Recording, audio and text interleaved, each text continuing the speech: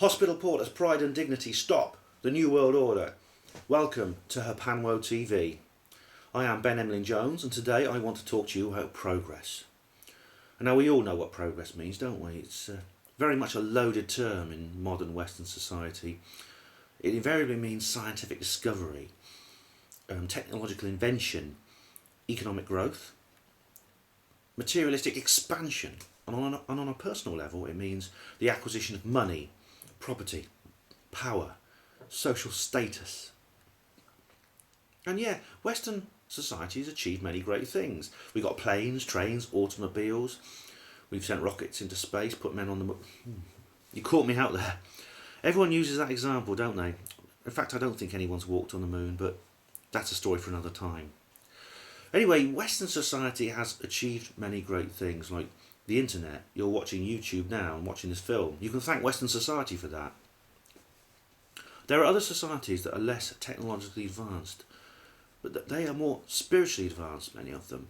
Not all, but some.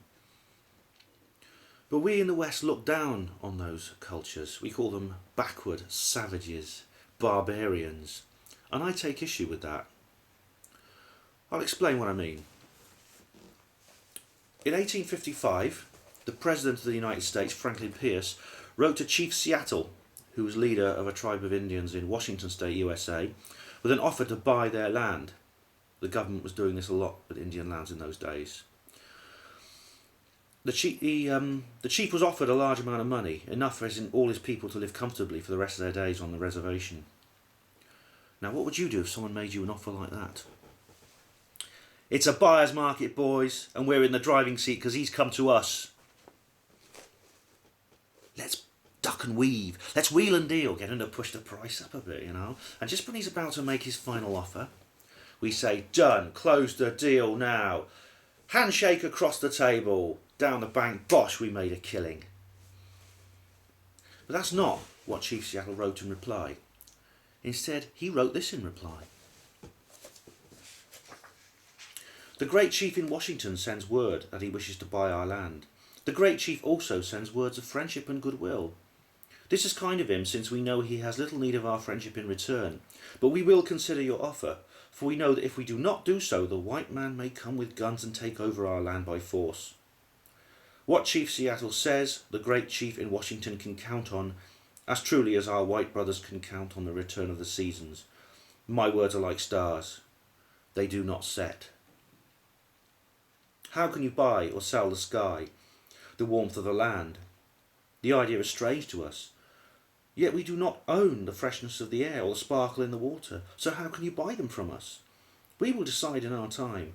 Every part of this earth is sacred to my people. Every shining pine needle, every sandy shore, every mist in the dark woods, every clearing and humming insect is holy in the memory and experience of my people. We know that the white man does not understand our ways. One portion of land is the same to him as the next, for he is a stranger who comes in the night and takes from the land whatever he needs. The earth is not his brother, but his enemy, and when he has conquered it, he moves on. He leaves his father's graves behind and does not care. He kidnaps the earth from his children. He does not care. His father's graves and his children's birthright are forgotten. His appetite will devour the earth and leave behind only a wasteland. The sight of your city pains the eye of the red man, but perhaps this is because the red man is a savage and does not understand. There is no quiet place in the white man's cities, no place to hear the leaves of spring or the rustle of insects' wings, but perhaps because I am a savage and do not understand. The clatter only seems to insult the ears. And what is there to life if a man cannot hear the lovely cry of the whippoorwill, or the argument of frogs around a pond at night?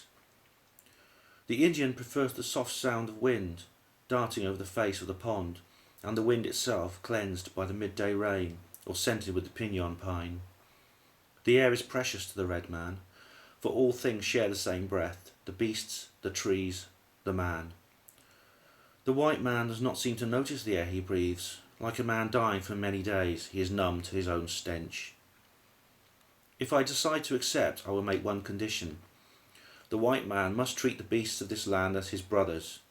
I am a savage and do not understand any other way.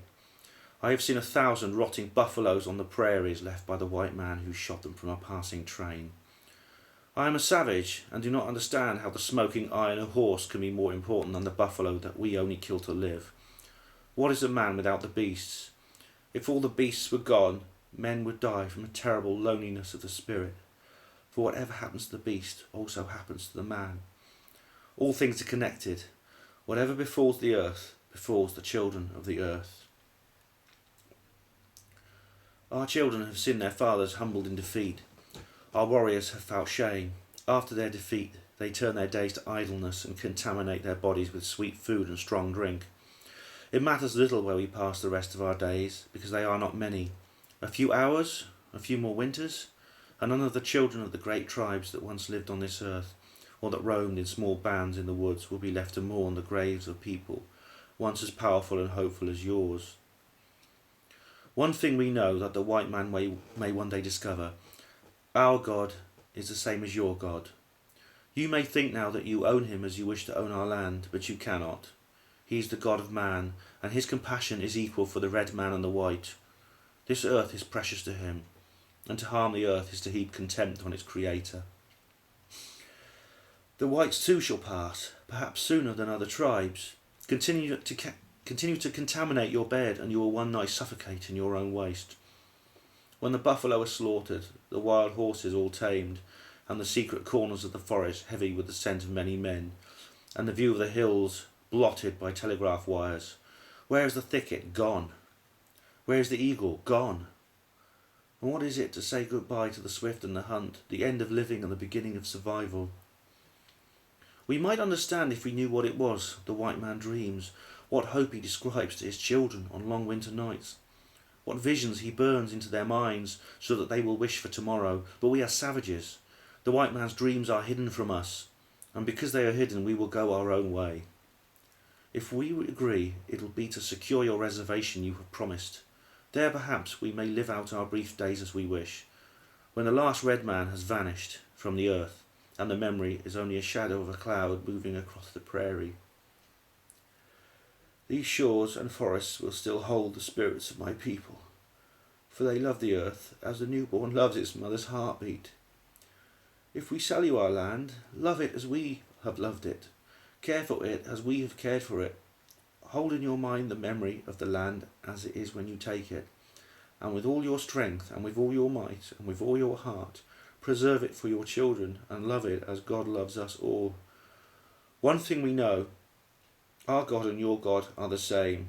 This earth is precious to him. Even the white man cannot be exempt from the common destiny. What wisdom! And this is the wisdom that the Illuminati want to destroy. Wisdom like that has no place in the New World Order, and it will be gone from the face of the earth if they have their way. I think a long time ago, probably several centuries, maybe since the fall of the Roman Empire, the Illuminati decided that the Western monotheistic, materialistic, scientific model would be the embryo of the New World Order. To quote George Orwell, don't let it happen. You've been watching Hapanwo TV. Thank you very much. Hospital Porters Pride and Dignity, stop the New World Order.